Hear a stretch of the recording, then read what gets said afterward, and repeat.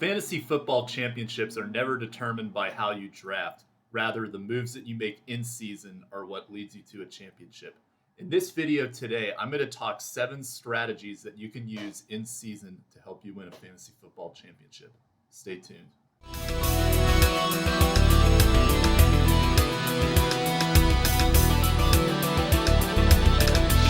What's up, everybody? Welcome back to my channel. In today's video, we're going to be talking 7 strategies that you can use in season to win a fantasy football championship.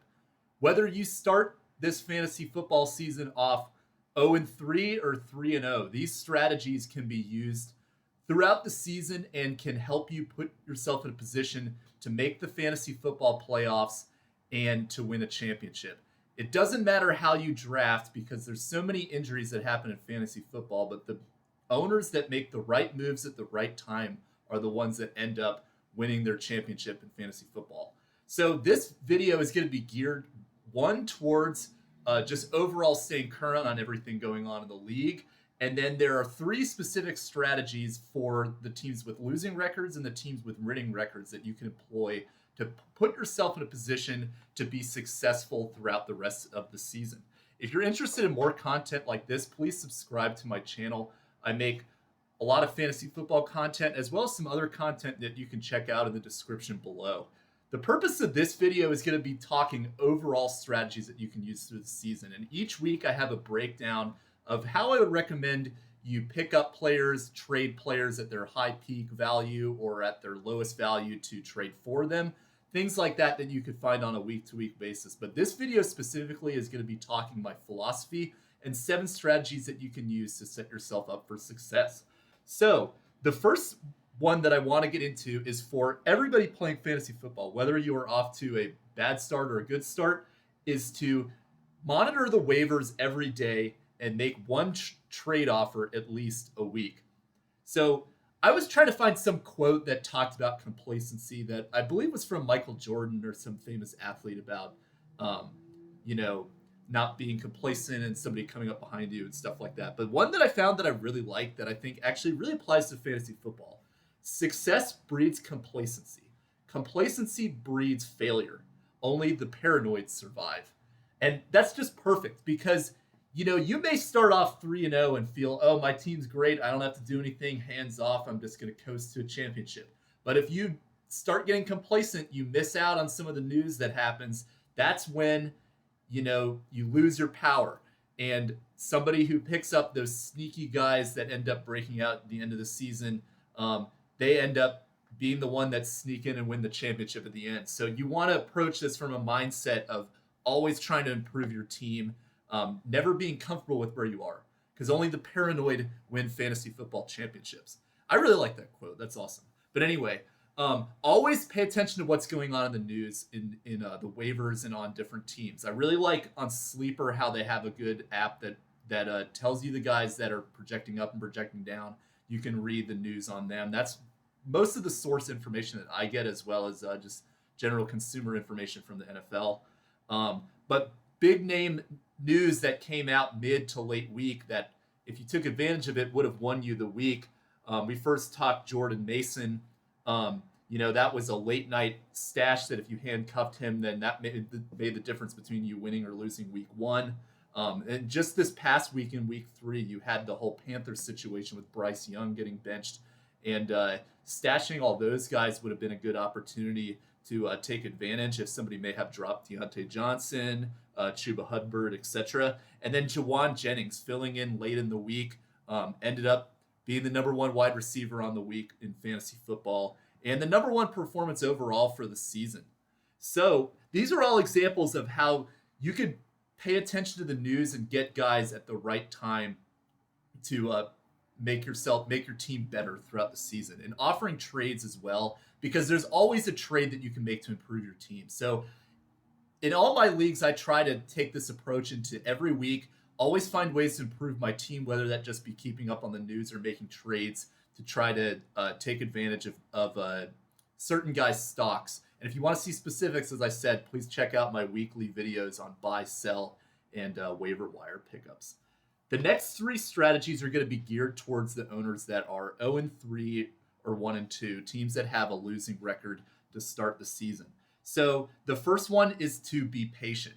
The worst thing that you could do in fantasy football if you're starting 0-3 is to panic and trade away guys that are struggling at their lowest value. Examples of this are, if you drafted CeeDee Lamb, if you drafted Christian McCaffrey, guys that Christian hasn't even played, but CeeDee Lamb is off to a slow start. The thing that you don't want to do is you don't want to put these guys publicly on the trading block in your league. Then all the other owners know that, oh, well, now he's thinking about getting rid of him. And then when you try to offer people, then they lowball you and they give you some offer that doesn't look great, but then you're mad and you want to try to just get rid of them off your team. And then you end up trading him for Juwan Jennings, which I'm nothing against Juwan Jennings, but he does not equate to the value of CeeDee Lamb.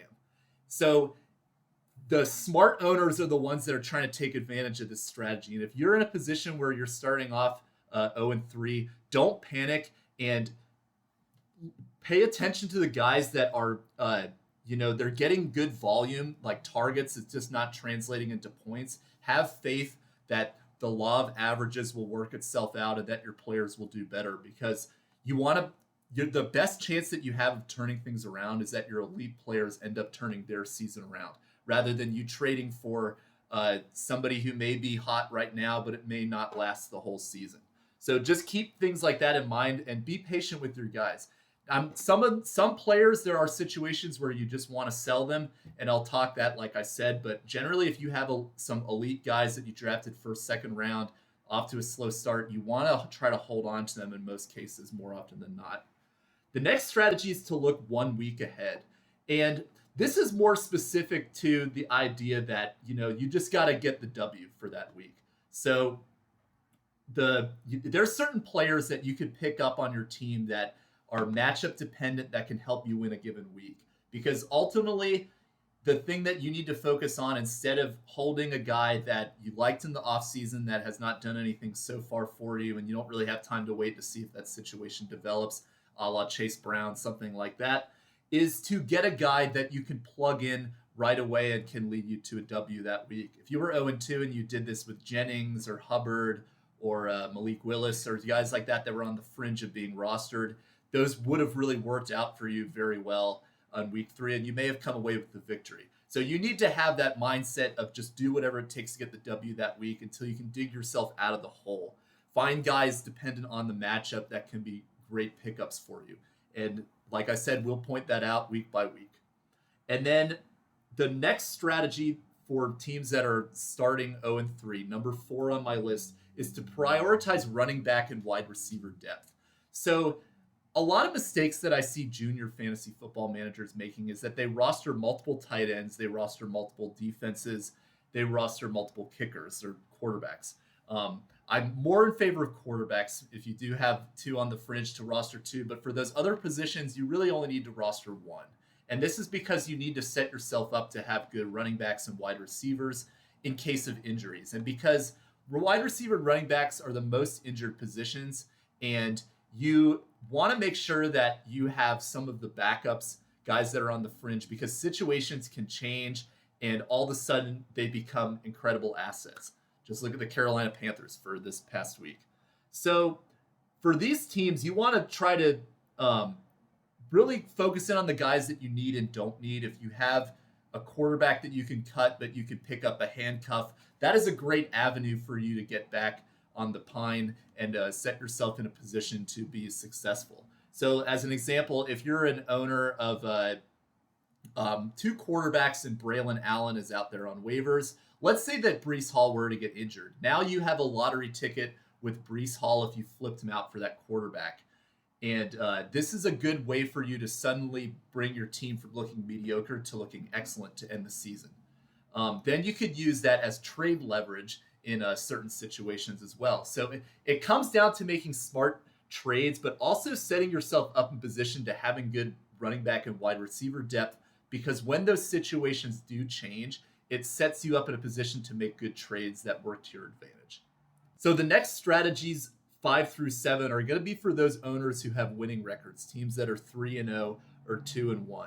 And the first strategy, number 5 on my list, is to buy the IR guys. So in contrast, these three are going to be kind of in contrast to number 2 through 4 of the teams that are have losing records. But in contrast to being patient, if you're 3-0 and 2-1, you could be a little more liberal in terms of buying some of the guys that are injured.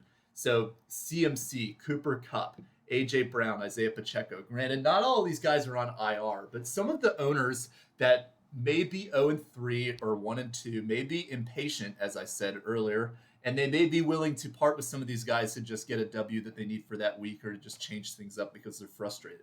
And this is a good opportunity to try to take advantage of that and to stash these guys on your team. Because granted, if you are in a position where you're 3-0 right now, you have pretty good depth on your team. And you would be more than willing to part with some of those guys that are on the fringe in order to pick up an elite player who's injured right now. It may cost you a week or two until that player gets back. But when you get to the point where, the AJ Browns, the Cooper Kupps return, then all of a sudden you now have a top 15 caliber player, first round pick, second round pick, etc. Guys like that can suddenly take your roster from being good to being great. And you want to take advantage of situations like that by offering trades and trying to buy on the guys that, the teams that are not starting off well may not want. Number 6 on my list, you want to look, instead of looking 1 week ahead, you want to look towards the playoffs. And this is going to be something that I'll talk more as the season develops, but you want to find the teams based on their week 15, 16, and 17 opponents that will be good in the fantasy playoffs, especially as you get more towards the middle of the season, end of season. If you're starting out great, then you can afford to put yourself in a position where you can, make trades that can help benefit you towards the playoffs because you know that you're more than likely probably going to be there. So just doing a brief look ahead at the teams that have good playoff matchups right now. And, there's still a long season to go. So this is really just a very early look at this. But the playoff matchups that I really like, Atlanta and New Orleans both have Las Vegas and the Washington Commanders in their week 15 to 17 schedule. Those are some of the poorer pass defenses in the league right now.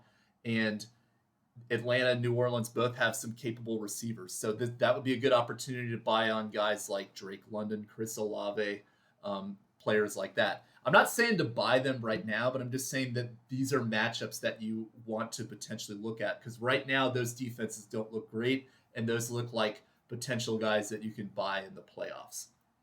And then another one that I really like, Arizona in week 16 and 17 gets Carolina and the Los Angeles Rams, which are looking like a very poor defense right now. They just, in week 2, Marvin Harrison went off, and then in week 3, it was Juwan Jennings. So looking like the Rams secondary may be a weak point for them. And then teams that have tough matchups, the Detroit Lions have the San Francisco 49ers and the Chicago Bears in week 16 and 17. And then the Miami Dolphins, already given the quarterback situation that they have right now and how that's limited their team, they play San Francisco and Cleveland in the week 16 and 17. So just some things to consider. Pittsburgh is another defense to keep an eye on. They look very good. So the opponents of Pittsburgh, I believe Kansas City plays Pittsburgh in week 17. So that's something to consider as well. But this is going to be more of a strategy that you're monitoring when you get to the playoffs. But start paying attention to that kind of stuff because it really can give you a leverage in trades. And another thing you can do as well for bye weeks is to buy the players that have already had their bye.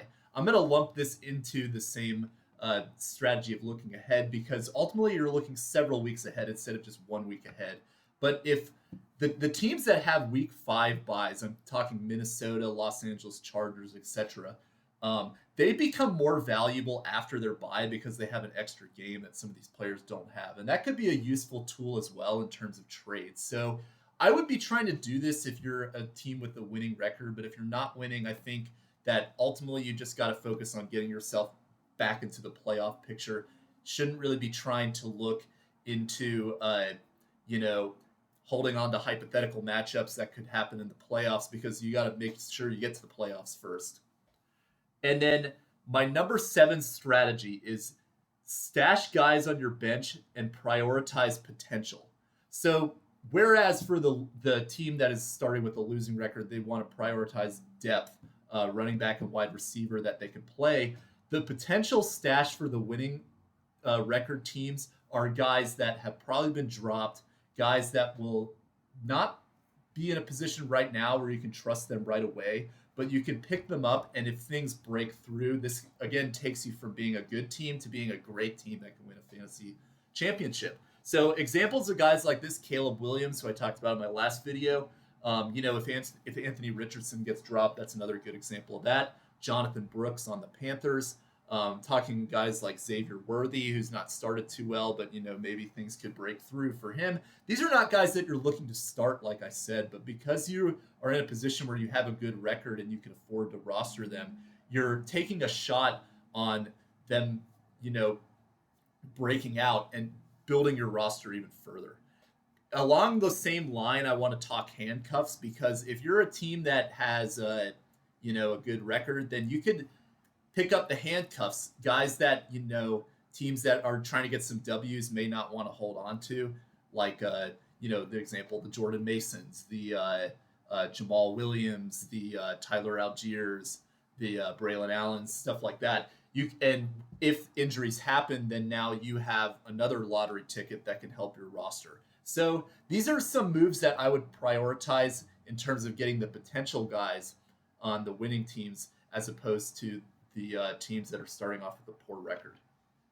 So we'll recap everything. So the first strategy is to monitor waivers every day and make one trade offer a week. This is so you stay current and so you always make attempts to improve your roster. The next strategies 2 through 4 are geared towards those with losing records. First is to be patient, to not panic on your guys and to not sell them at a low value. Number 3 is to look 1 week ahead, find streaming matchups that can help you win that week. And number 4 is to prioritize running back and wide receiver depth, to put yourself in a position to get some guys that can improve the depth on your team and give you some players that you can use as trade assets as the situations change throughout the season. For the teams with winning records, this is what falls into the strategies 5 to 7. You want to buy the IR guys, the guys that are injured, as strategy number 5. You want to, number 6, look towards the playoffs and look towards future weeks. So this includes looking at those playoff matchups from week 15, 16, and 17, and looking for the guys that have already had their bye weeks and trying to take advantage of bye week situations. And then number 7 is you want to prioritize potential, because those potential guys that you stash in the middle of the season can eventually become breakouts that can help you win in the playoffs. So that's all that I've got for this video. Comment in the comment that I will post to this video if you want to have your questions answered in the fan mailbag that will come out on Saturdays. I reply to all the comments on my channel, so please take advantage of that while this channel is small, and I'm happy to help you guys win your fantasy championships. That's what I'm here for, and that's why we have this video out there, is to help you win a fantasy football championship. All right, well, I'll talk to you guys next time.